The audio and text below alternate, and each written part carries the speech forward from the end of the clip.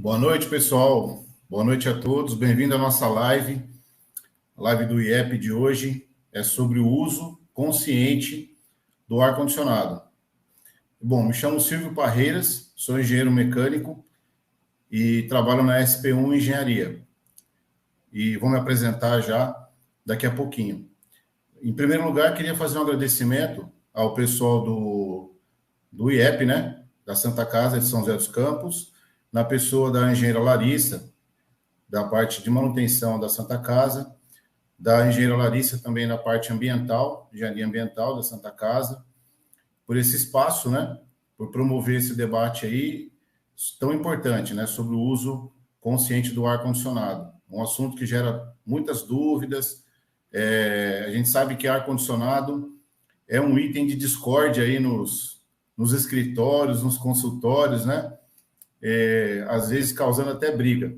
Mas, enfim, a gente está aqui para tentar passar um pouco da mensagem, o que a gente pode fazer para chegar no meio termo, né? O que a gente pode adotar como prática, na prática, no dia a dia, para a gente promover o uso racional desse equipamento tão importante hoje em dia, né? E indispensável em alguns casos também. Apesar da gente estar no frio agora, atravessando essa onda de frio aí, danada, né? Mas o verão vai chegar e, se Deus quiser, nós vamos voltar a usar com bastante intensidade os aparelhos de ar-condicionado. Então, é importante esse espaço que foi aberto aí. Agradeço mais uma vez ao pessoal do IEP, né? E a Santa Casa de São José dos Campos por esse espaço que nos foi cedido, tá? Espero que seja um tempo legal de bate-papo, troca de experiência, para que a gente possa aprofundar um pouquinho nesse assunto aí. Vai ser uma apresentação bem breve, tá? Então, eu agradeço também a todo mundo que está participando, assistindo a live aí, dando um pouquinho do seu tempo, né? Nesse horário, já 7 da noite, pessoal cansado, já trabalhou o dia inteiro. Então, parabéns para quem está aqui assistindo a live, buscando conhecimento e querendo trocar essa experiência com a gente. Parabéns a todos, tá? Agradeço também ao pessoal da Off Center, na pessoa do Gustavo, que cedeu o material deles, para eles usam em apresentações aí para os clientes, né? Então, o material eles cederam gentilmente. Então, obrigado também ao pessoal da Off Center aí. Bom, pessoal, vamos lá.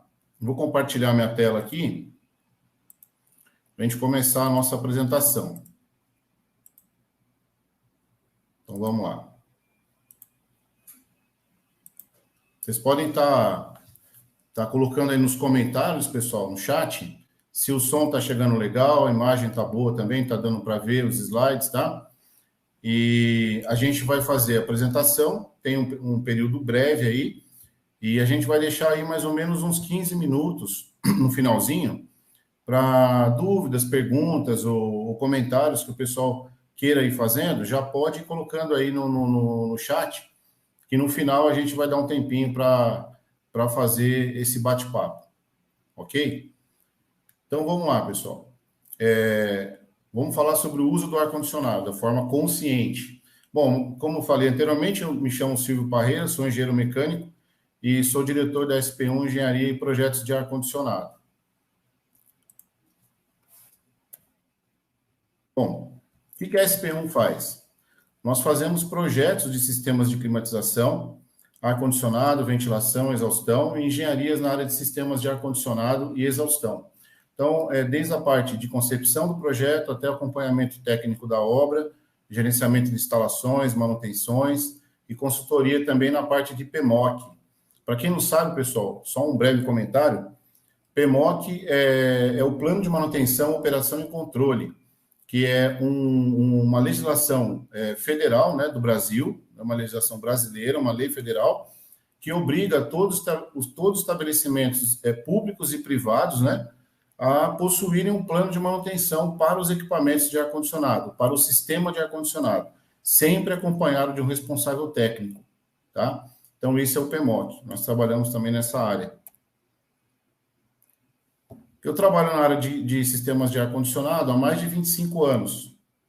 Praticamente desde que me formei na engenharia mecânica, já venho atuando na área de tecnologia de climatização, filtragem, pressurização, ventilação e exaustão de ambientes. Então, eu já passei por diversas instaladoras, né, de grande porte e trabalhei tanto com instalação como manutenção em obras, totalizando aí mais ou menos 15 mil TRs instalados, né? Esse número aí é de uns 2, 3 anos atrás, então provavelmente já subiu um pouco.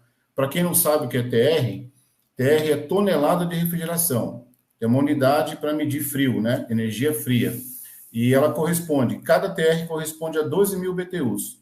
Então, somando tudo aí, mais ou menos 180 milhões de BTUs aí já instalados, que a gente já participou, né? Desde a fase de engenharia de aplicação, passando por projeto, gerenciamento de obras, comissionamento, certificação, balanceamento, né? Fiscalização de obras e por aí vai.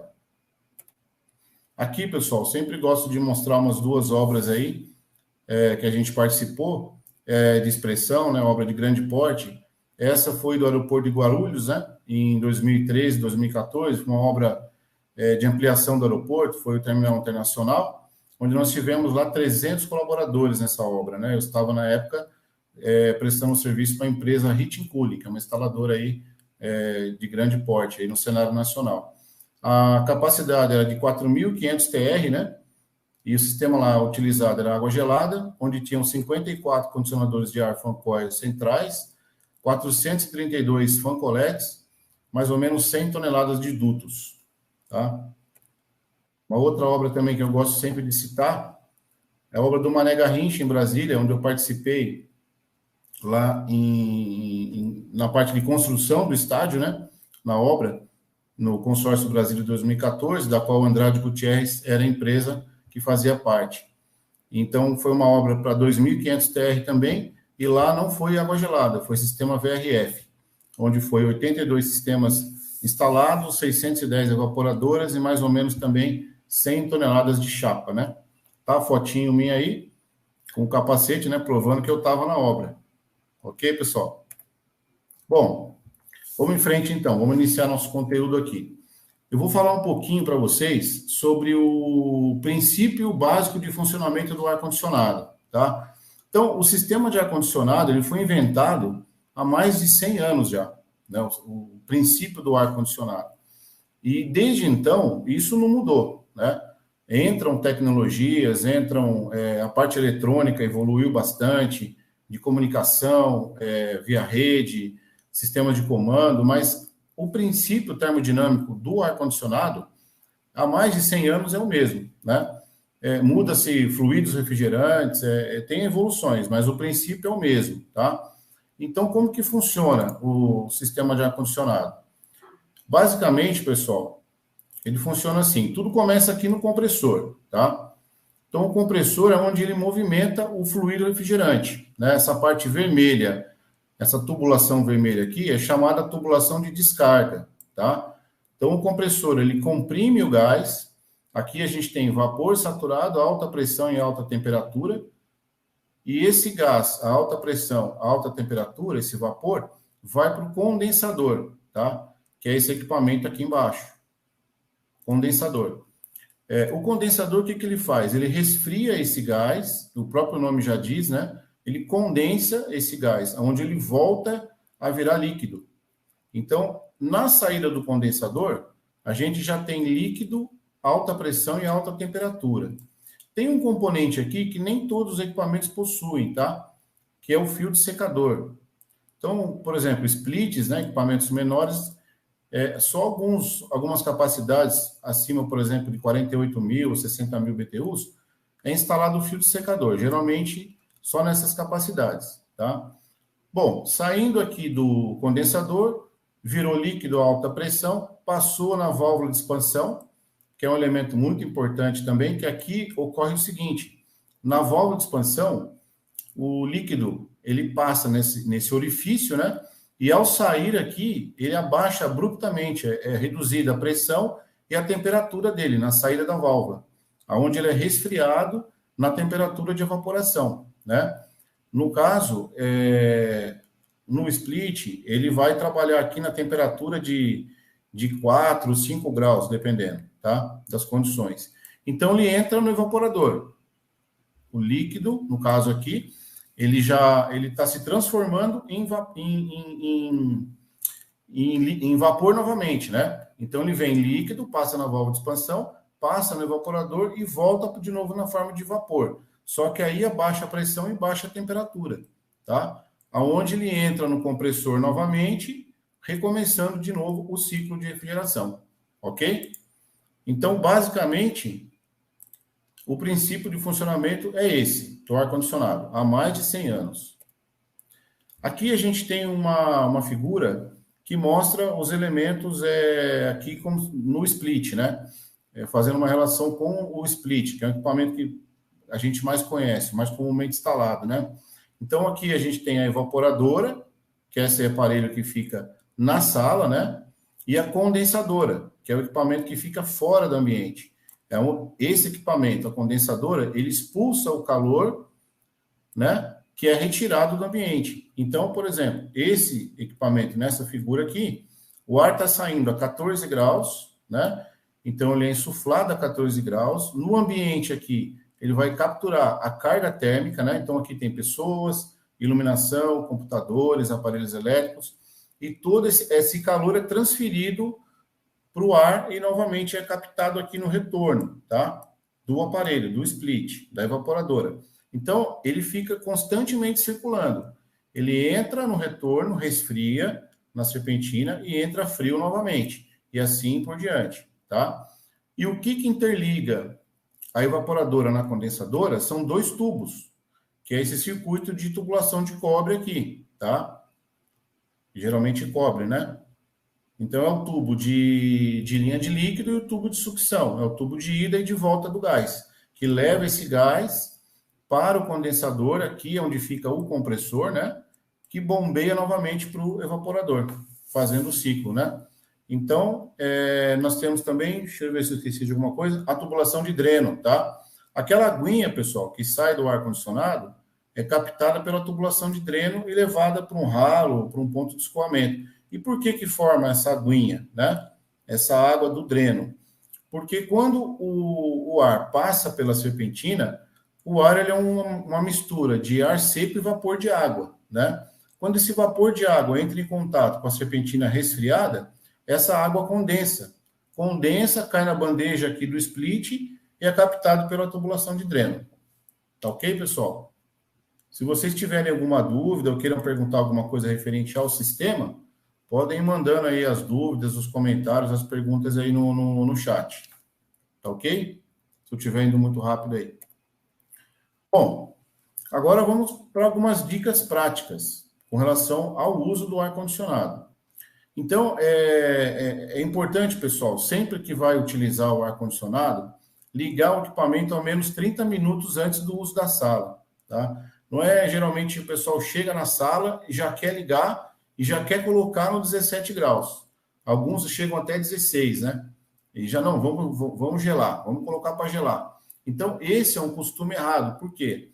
Porque se você liga ele um pouco antes, com uma antecedência, você consegue resfriar o ambiente aos poucos. Então, você já pode chegar, colocar o seu termostato, o seu controle, entre 21 e 23 graus, que é a temperatura de conforto térmico humano, né?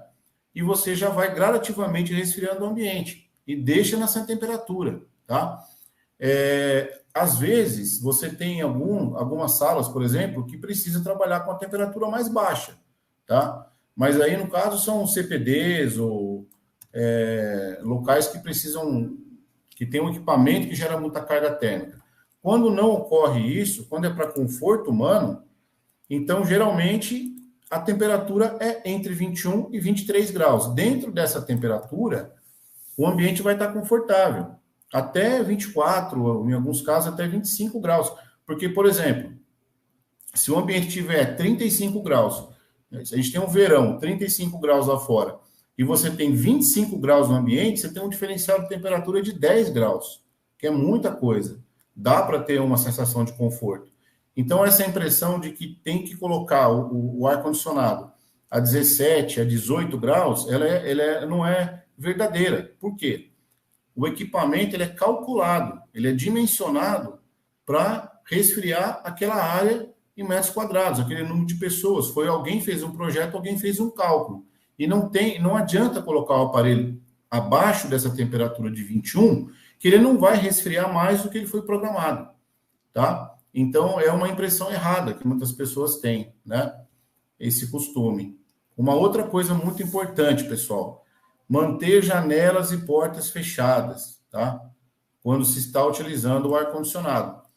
Aí alguém vai perguntar, mas e o Covid-19? Como é que fica? Bom, esse é um outro problema, esse é um outro fator que de 2 anos para cá, nós, humanidade, né, a gente vem convivendo com essa questão do vírus, do coronavírus. Então, em alguns casos, algumas entidades, né, no caso a Brava, a própria Ashore, que é uma entidade americana muito, muito respeitada no mundo, ela sugere que quando você não tem um sistema de renovação de ar mecânica para atender o ambiente, que você abra janelas, tá?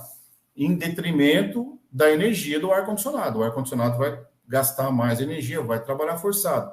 Mas aí o que está em jogo é a renovação de ar. Se você não tem uma renovação de ar e a temperatura não está agradável, é preferível deixar uma janela aberta para circular esse ar, tá? É uma recomendação das entidades aí de ar-condicionado, as normativas que nós temos aí no momento com relação ao coronavírus, em função especificamente dessa questão da renovação de ar, tá?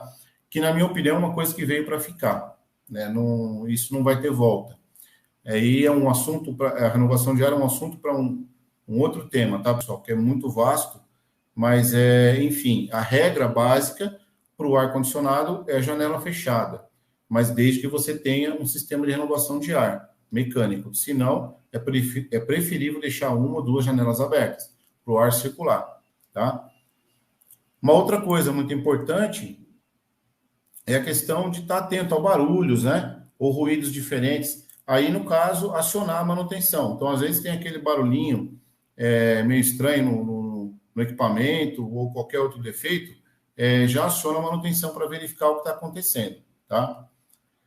Bom, antes de acionar a manutenção, uma dica, né? Verificar se as funções do controle remoto estão de acordo com as explicações a seguir, tá? Nesse próximo slide aqui. Aqui tem um exemplo de um controle remoto de ar-condicionado. Basicamente, pessoal, a gente usa esses botões aqui, ó, tá? Os mais comumente usados são o botão de liga e desliga, tá? A posição desse botão, ele pode variar de fabricante para fabricante, mas existe o botão on-off, que é o botão de liga e desliga, onde você liga o aparelho e desliga o aparelho. O outro botão, em seguida, mais usado, é o botão de seleção mode, que é onde você coloca no modo refrigeração, modo ventilação, modo automático, tá? Depois a gente tem o botão de ajuste de temperatura. Geralmente são 2 botões, um para você abaixar, outro para você aumentar a temperatura, tá? E uma dica importante, pessoal, quando você muda aqui e você vê essa temperatura aqui no controle, essa temperatura não é a temperatura que está no ambiente, é a temperatura que você deseja colocar no ar-condicionado, tá? Que é chamada temperatura de set point, tá? E depois a gente tem o botão de velocidade do ventilador, que é o fan speed. Todo controle de split tem esse botãozinho fan speed, que é onde você reduz a velocidade do fluxo de ar ou aumenta. Geralmente é velocidade mínima, média e alta, tá? E o botão swing, que é onde você, clicando nesse botão, ele fica variando o flap do split, né? Ele fica subindo e descendo, tá? Então, basicamente, essas são as funções que a gente mais usa no ar-condicionado. No split, né, no caso. Aqui tem as funções, né, mais detalhadas. Geralmente, a função cool, que é refrigeração em inglês, é esse símbolo aqui, né, que aparece na telinha, e o equipamento opera em modo refrigeração. Tem o modo heat, que alguns aparelhos ele tem a função quente-frio, né? Então, ele vai sair do modo refrigeração e vai entrar no modo aquecimento. Então, nos dias muito frios, os aparelhos que têm essa função podem entrar no modo aquecimento, né? O modo automático, que é o meu preferido para economizar energia. Nesse modo automático, aqui tem um errinho, pessoal, na apresentação, o modo automático está disponível também na função fria, tá? Tanto fria quanto quente fria, tá ok? Então, a função automática é a mais interessante, por quê? Porque ela vai se adaptar àquela temperatura que você programou. Então, se você colocou 23, 22, deixou no automático, o aparelho ele vai funcionar a velocidade de fluxo de ar, o compressor, em função daquela regulagem que você fez. Ele não vai ficar ciclando muito, tá? O automático é uma função que geralmente economiza mais energia. Tem a função dry, que é muito pouco usada, mas é a função para desumidificação, né? O aparelho ele funciona para desumidificar. Lembrando que o ar-condicionado geralmente ele já desumidifica, né? Normalmente ele já desumidifica o ar, né? Mas nessa função aqui, ele trabalha voltado apenas para desumidificação. E a função fan. Na função fan, não entra a refrigeração, só modo ventilação, tá? Então, nessa função, o equipamento só ventila, ele não resfria. Ele desliga o compressor, tá? Então, ele não entra em refrigeração, ok? E nem em aquecimento. Ele só ventila. Tá ok, pessoal? Bom, basicamente, além dessas funções que a gente acabou de demonstrar, como eu disse, né? Está escrito aqui, mas vamos repetir. É importante dizer que esses símbolos são basicamente os mesmos. A posição das teclas varia de fabricante para fabricante, mas as funções são basicamente as mesmas, né? Então, se a gente observar esses apontamentos que a gente fez, o ar-condicionado vai estar pronto para você usar quando você precisar, tá?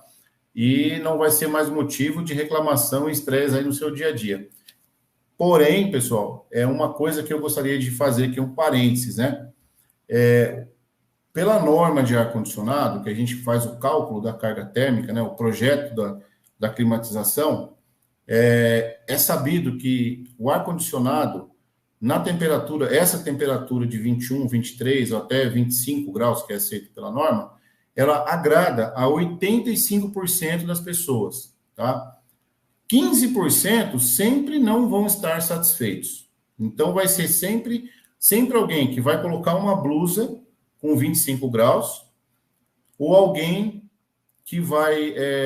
a máquina vai estar 21 graus e alguém vai estar tirando a blusa, vai estar de camiseta regata. Quer dizer, a sensação de calor é muito particular, é muito pessoal, tá? Então, por isso que a norma abrange 85% do universo das pessoas. Por isso que o ar-condicionado é um item de discórdia, né? Muitas vezes aí nos escritórios e nos ambientes, porque muita gente, alguns gostam, outros detestam, então por aí vai. Por isso que é importante a gente trabalhar sempre nesse range de temperatura, tá? Entre 21, 23, 24, no máximo 25, tá?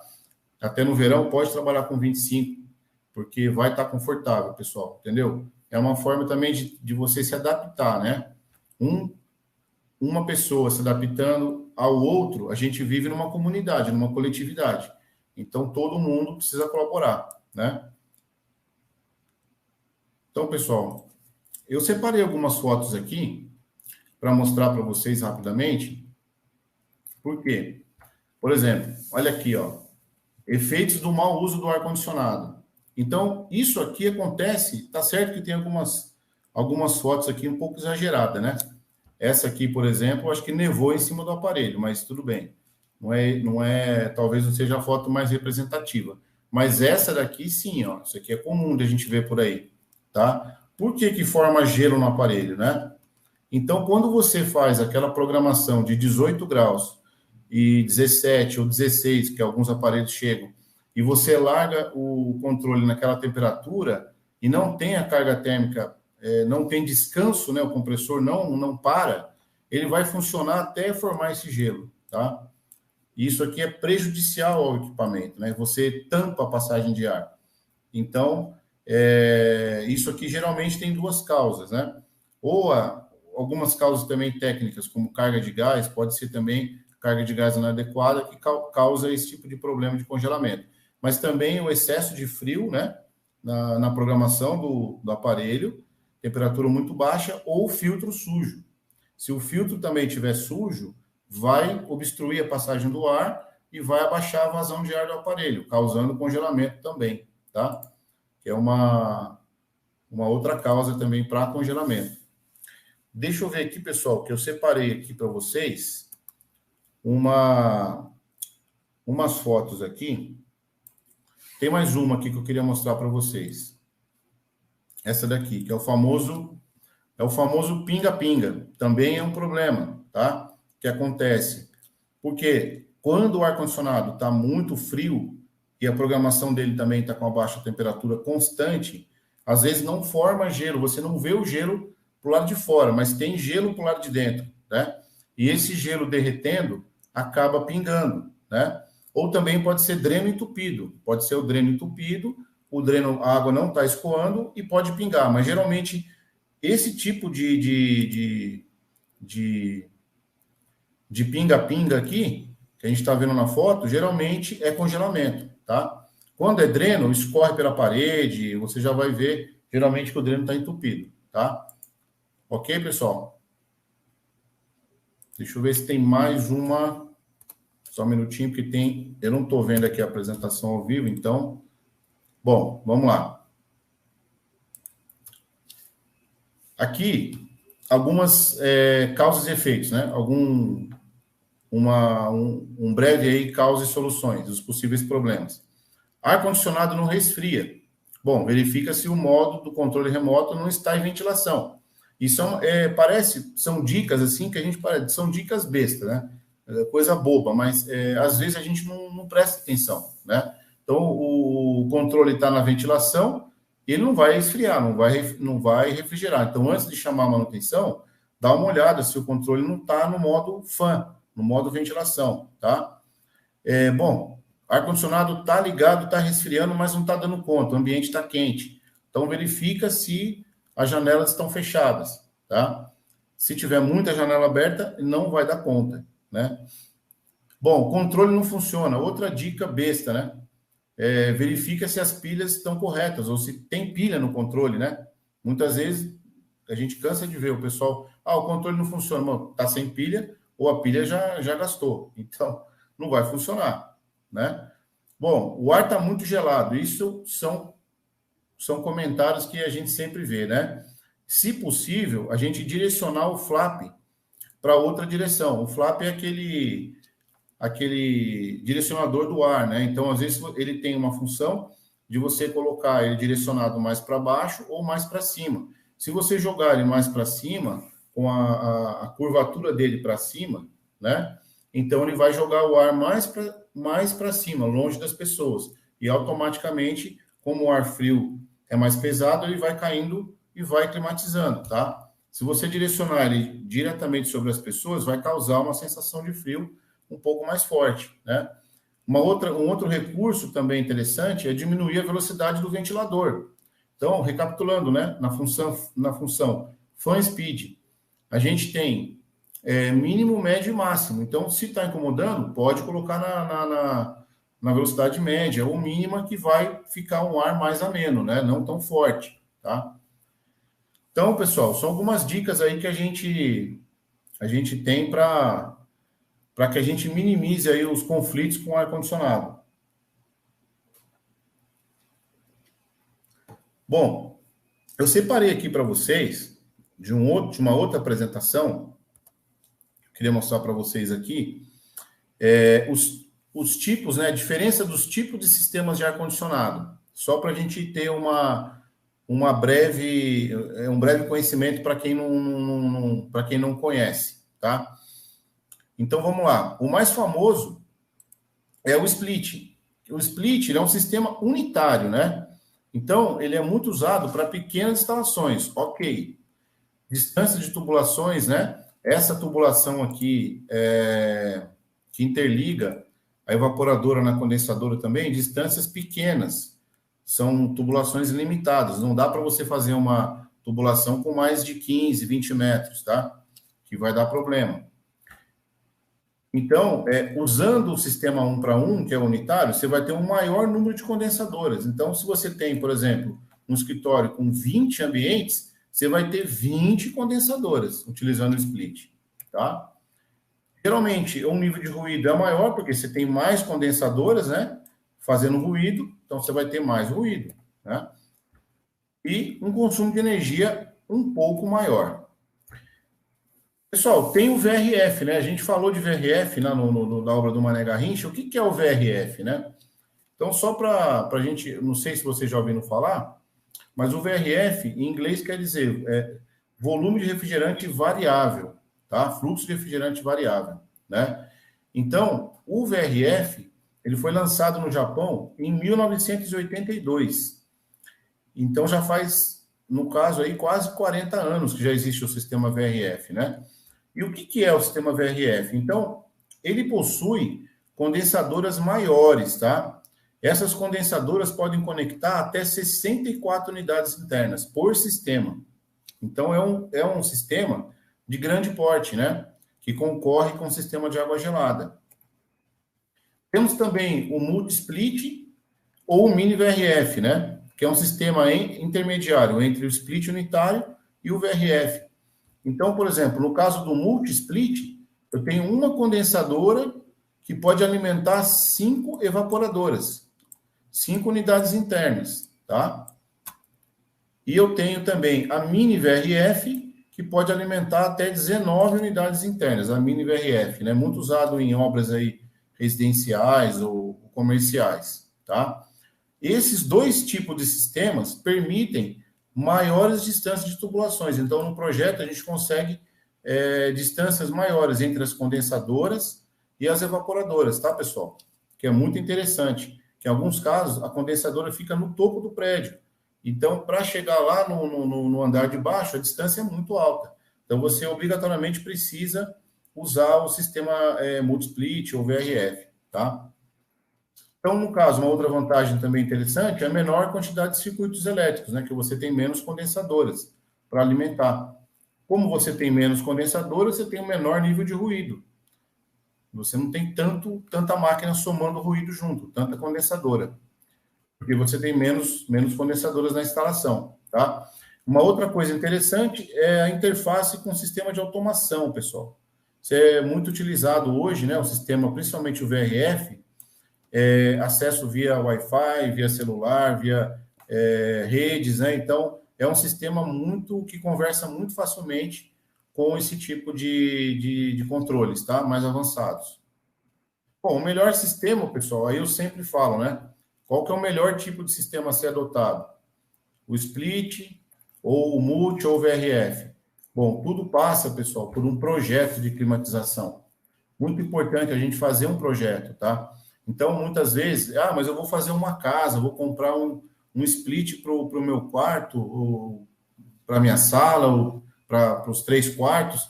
Gente, não é obrigatório a gente fazer um projeto desse de engenharia para climatizar o ambiente da minha casa, mas eu preciso fazer um planejamento, né?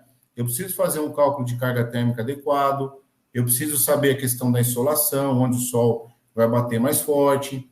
Isso tudo impacta na capacidade do equipamento, tá? Então, eu sempre falo, cuidado com esses números mágicos, que o pessoal muitas vezes, na loja mesmo, fala, mas é tantos BTUs por metro quadrado. Isso é um número médio, tá, pessoal? Um número médio, mas é sempre bom você consultar uma pessoa que tem experiência na área de projeto de climatização. Às vezes, o próprio instalador é experiente e consegue fazer esse cálculo para você, consegue te ajudar. Mas, em alguns casos, quando você tem mais equipamentos, escritórios ou casas muito grandes, aí você precisa de um projeto, né? Porque senão vai acontecer muitos problemas, né? Por exemplo, isso aqui a gente chama de monstruário de condensadora, né? Por quê? Não foi feito um projeto adequado, né? Foi se fazendo de qualquer jeito. Aí, no meio da obra, precisamos furar a viga. Então, olha aí, são assuntos que um projeto de climatização resolve, tá? Eu estou falando isso, pessoal, por que elaborar um projeto de climatização? Porque o nosso assunto é consumo de energia. Então, falando sobre consumo de energia, é muito importante a gente calcular o equipamento corretamente, né? Fazer um dimensionamento correto. Por quê? Se eu faço um dimensionamento errado, muito para baixo, o equipamento não vai dar conta. Ele vai trabalhar forçado e não vai conseguir refrigerar, né? Vai gastar mais energia. Se eu projeto um equipamento com uma capacidade muito alta, além do que o ambiente precisa, vai trabalhar o equipamento folgado, ele vai ciclar muito. A gente chama de ciclagem, né? Ou seja, ele, como ele é muito forte, ele liga, climatiza rápido e o compressor já desliga. Depois ele vai ligar de novo o compressor porque esquentou. Então ele fica naquele liga e desliga, constante, porque o equipamento está super dimensionado. Então é importante a gente fazer um projeto, fazer um planejamento e um cálculo correto, para a gente saber o tipo de equipamento, né? Equipamento corretamente dimensionado gera conforto e economia de energia, tá, pessoal? Isso é importante. Vou mostrar para vocês aqui uma outra foto aqui. Aqui mostrando, pessoal, o sistema central, tá? Então, aí, além do split, do mini split, do multi split e do VRF, nós temos sistemas centrais também, tá? Quando você tem vários ambientes e você precisa utilizar redes de dutos, né? Que são os dutos de distribuição, com difusores, tá? Então, geralmente, é um sistema dimensionado para atender ambientes maiores. A gente usa esse equipamento, né? Equipamento central aqui, distribuição por duto, né? Então, são instalações de maior porte, ok, pessoal? Que utiliza isso. Mas, nesse caso, o cálculo de carga térmica também é muito importante, né? Porque a gente tem sempre que prever as perdas por insolação, a quantidade de computadores, equipamentos elétricos no ambiente, tá? Tudo isso é levado em conta. No caso do central, um projeto é indispensável. Não tem como fazer uma instalação central sem um projeto. Ok, pessoal? Bom, então, basicamente, o que eu tinha para mostrar para vocês sobre ar-condicionado voltado para esse tema de economia para uso consciente de energia são esses os pontos que a gente tocou, tá, pessoal? Não sei se ficou alguma dúvida ou se alguém quer fazer algum comentário. Tá aí os meus contatos, né? Vou voltar aqui. Tá o meu WhatsApp aí, o telefone, o e-mail, tá, pessoal?